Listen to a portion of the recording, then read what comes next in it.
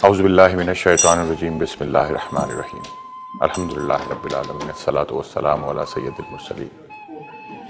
नाज़रीन, हमारे सिकंदर के इकबाल बुलंद है और एक शेर कहना चाहूँगा कि किससे इस दर्द मुसीबत का बयां होता है, किससे इस दर्द मुसीबत का बयां होता है।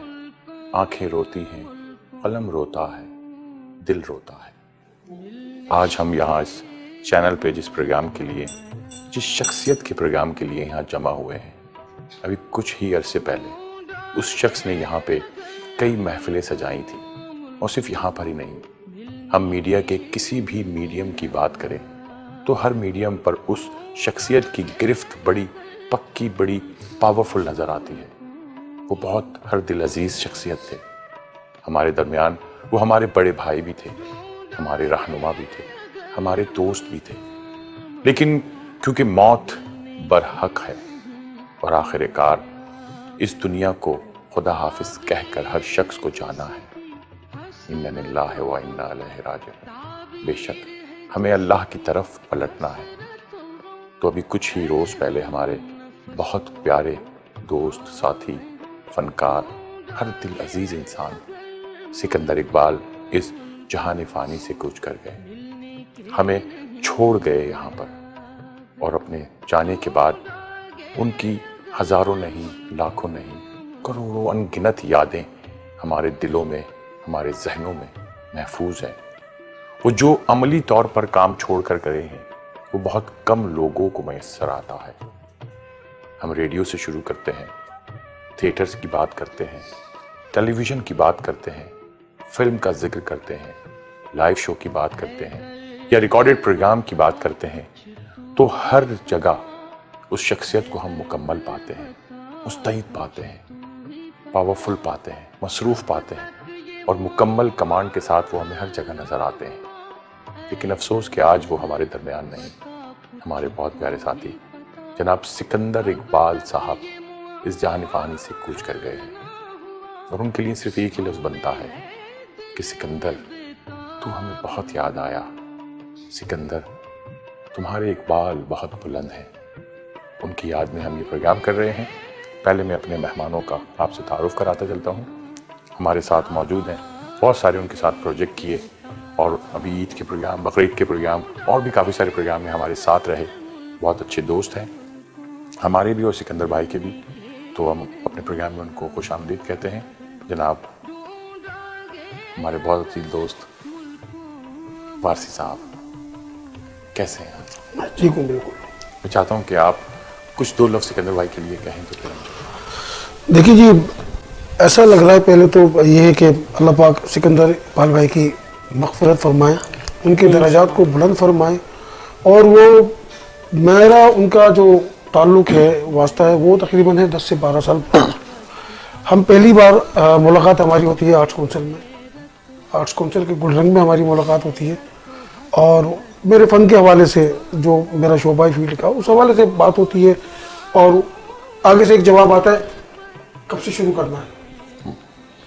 मतलब वो कमिटमेंट के बड़े पक्के थे और बहुत पक्के थे और बड़े नफीस इंसान थे। बेशक उनका पहनावा, उनका धीमा लहजा, हाँ, उनकी गुफ्तगू और क्या कहते हैं, मुझे मतलब बड़ा अफसोस हो रहा। मैं उस दिन भी अपने बेटे के साथ यहाँ मौजूद था और सारी टीम वही है। इमरान, तुम भी वही हो, कंवल भी यहाँ बैठी हुई, वो मुझे अच्छी तरह याद है। वो ईद का शो बिल्कुल, जिसको कंवल असिस्ट कर रही थी जी, और आप उसको कंडक्ट कर रहे थे, वो हमको चला रहे थे। लेकिन आज मैं सीढ़ियाँ चढ़ते वक्त आप यकीन करें कि मैं देख रहा था, यार क्या पता जिंदगी का क्या भरोसा है किसी का, सबसे प्यार किए जा। लेकिन हमने उस वक्त भी ये बात की थी कि यार कोरोना का चल रहा है माहौल, लेकिन पता चल रहा है कि कोरोना है। लोग, मैं भी समझ रहा हूँ जी, बिल्कुल कोरोना नहीं है, कुछ भी नहीं है। लेकिन हसन जान साहब, जब जिसकी मौत जहाँ लिखी है वो वैसे आनी है और हर शख्स ने जाना है। लेकिन जो शख्स अपनी इतनी अच्छी यादें छोड़कर जाता है वो हमारे दिलों में कई सदियों तक जिंदा रहता है। तो नाज़रीन, हमारे साथ एक दूसरी मेहमान मौजूद है। उन्होंने भी बहुत सारे प्रोग्राम्स किए, बहुत अच्छी एक्ट्रेस हैं, होस्ट हैं, न्यूज़ कास्टर हैं, लिखती भी हैं और उसके साथ साथ वॉइस ओवर्स भी करती हैं। बेपनाह प्रोग्राम्स किए उन्होंने सिकंदर इकबाल साहब के साथ। तो हम उनको भी खुशामदीद कहते हैं। सैम खान आफरीदी, अस्सलाम वालेकुम सैम। वालेकुम अस्सलाम। कैसे हैं आप? ठीक हैं? ठीक ठाक। तो इससे पहले तो हम जो प्रोग्राम किया करते थे वो खुशियों के मौके पर किया करते थे, लेकिन आज हम सिकंदर भाई की याद में यहाँ मौजूद हैं, उनसे जुड़ी यादें वाबस्ता हैं। क्या दो लफ्ज़ कहने चाहेंगे, फिर मैं अपने तीसरे मेहमान का तारुफ कराता हूँ। बहुत ही खुश गुफ्तार, प्यारी आवाज़ के मालिक, बहुत खुश अखलाक। हाँ, डांटते डपटते भी थे जब काम थोड़ा सा हम ख़राब कर लेते थे, कहीं लेट होने पे बहुत सुनती थी मैं उनसे।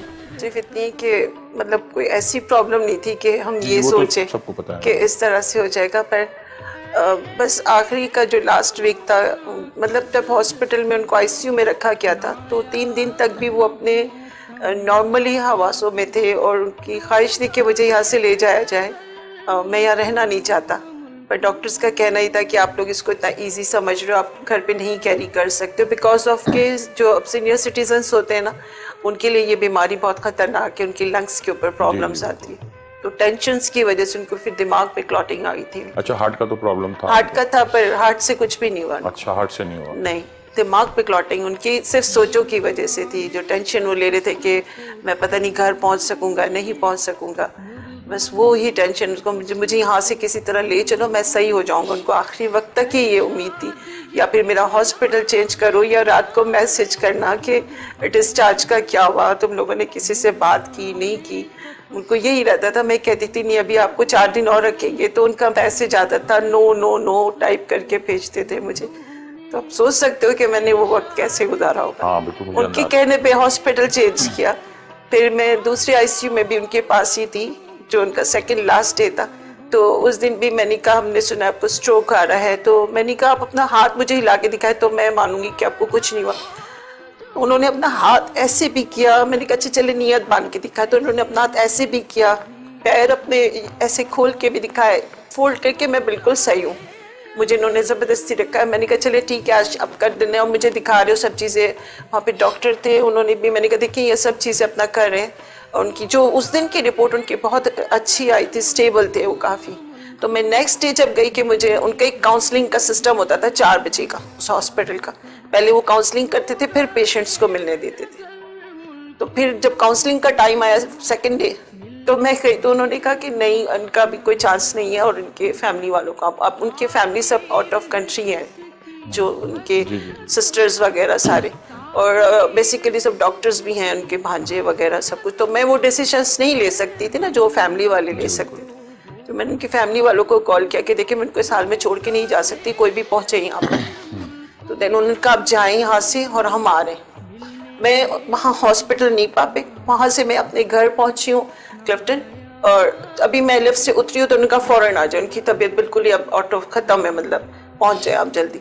अब मैं फ़ौरन उतरती हूँ, जैसी गाड़ी में बैठती हूँ तो उनकी फिर डेथ की खबर आ जाती है। चलें, बढ़िया। पर मैं ना, मेरा कहने का मकसद ये था कि जितना इमरान आप मुझे जानते हो, ठीक है, मेरे लिए वो पूरे इंस्टीट्यूट थे बिल्कुल। और जब आप मुझे पहली बार मिले थे तो मैं शायद बोल भी नहीं सकती थी क्लियरली, मेरी यानी मैं इतनी कंफ्यूज एक खातून थी। उन्होंने मुझे इतना कॉन्फिडेंट किया कि मैं आज, अल्लाह का शुक्र है, कितनी उनकी ख्वाहिश थी कि मैं कोई प्रोग्राम करूँ टीवी पे, और आज ऐसे वक्त पे बैठी हूँ कि मुझे अफसोस हो रहा है कि मैंने उनकी जिंदगी में क्यों नहीं प्रोग्राम किया। कमल, आपको याद होगा कि लास्ट टाइम हम प्रोग्राम कर रहे थे तो उन्होंने कहा याद माजी, तो बार बार एक एक जुमले पे उनकी नजर होती थी, एक एक जुमला सुनते थे और फिर से दोबारा से वो प्रोग्राम करवाते थे। जब तक कुछ चीज परफेक्शन नहीं होती थी वो नहीं जाने, निखार नहीं आता था, मजा नहीं आता था उनको। अच्छा, उनको तमाम शोबों पे कमांड थी ना, तो मैं चाहूंगा कि हम 1 मिनट की खामोशी इख्तियार करके उनके लिए दुआ कर लेते हैं। हम नाज़रीन से भी गुजारिश करेंगे कि सिकंदर इकबाल साहब के लिए दुआ फरमाइए। हम 1 मिनट की खामोशी इख्तियार करते हैं।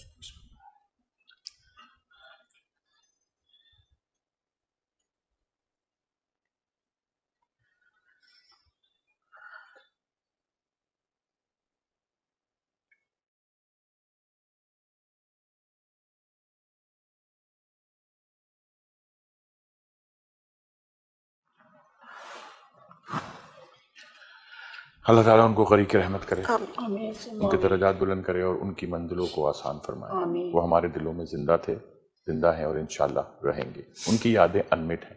मेरे साथ तो बहुत सारी उनकी यादें वाबस्ता हैं, पिछले 25 साल के साथ हैं। लेकिन हम हसन जान की तरफ चलते हैं, फिर हम सैम और कमल की तरफ भी आके पूछेंगे। हसन, तो फिर आपकी जो पहली मुलाकात और पहली परफॉर्मेंस और पहला प्रोग्राम हुआ, वो क्या एक्सपीरियंस था आपका? इमरान भाई, वो सॉरी, मुझे कॉल आती है कंवल की। पहली जो मुलाकात थी वो तो आर्ट्स काउंसिल, वहाँ से हमारा रिलेशन बन गया है, ताल्लुक हमारा बन गया। उसके बाद क्योंकि आर्ट्स काउंसिल के मेंबर भी थे वो, बिल्कुल। और उन्होंने इलेक्शन में हिस्सा भी लिया था।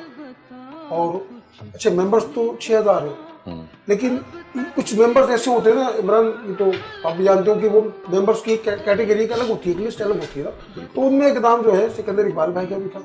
तो फिर उसके बाद मुझे सिकंदर इकबाल भाई की कई ऑफर्स आती रही, हम बातें करते रहे, मिलते रहे। फिर ईद का जो लास्ट टाइम जो शो यहाँ हमने किया था, मेरा ख्याल भी कहूँ बकरा ईद का, हाँ बकरा ईद का शो हमने किया था, बड़ा अच्छा शो था। मतलब यार उनकी बातों से ये लग रहा है कि यार सब आए हो ना मेरे साथ। मैं भी आ गया, 3 शिफ्टों में शो चले, आप तो चला रहे थे शो, ऐसे ही था ना, 3 शिफ्टों में शो चल रहे, एक दिन में 3 शो रिकॉर्ड हो रहे हैं। कर पहले दिन में, पहले दिन जब 3 लोग आएंगे, 3 गेस्ट, दूसरे दिन भी, तीसरे दिन भी, तो यानी कि यार ये काम की एक जुनून कह लेना, अपने काम से इश्क कह लेना, काम से मोहब्बत कह लेना। बिल्कुल जी बिल्कुल। बड़े अच्छे आदमी थे, बड़े इंसान। बिल्कुल सही कहा आपने हसन। तो इस वक्त नाज़रीन एक वक्त हुआ है छोटे से वक्फे का, हम वापस आएंगे और सिकंदर भाई की बातों को दोबारा यहीं से शुरू करेंगे। शुक्रिया।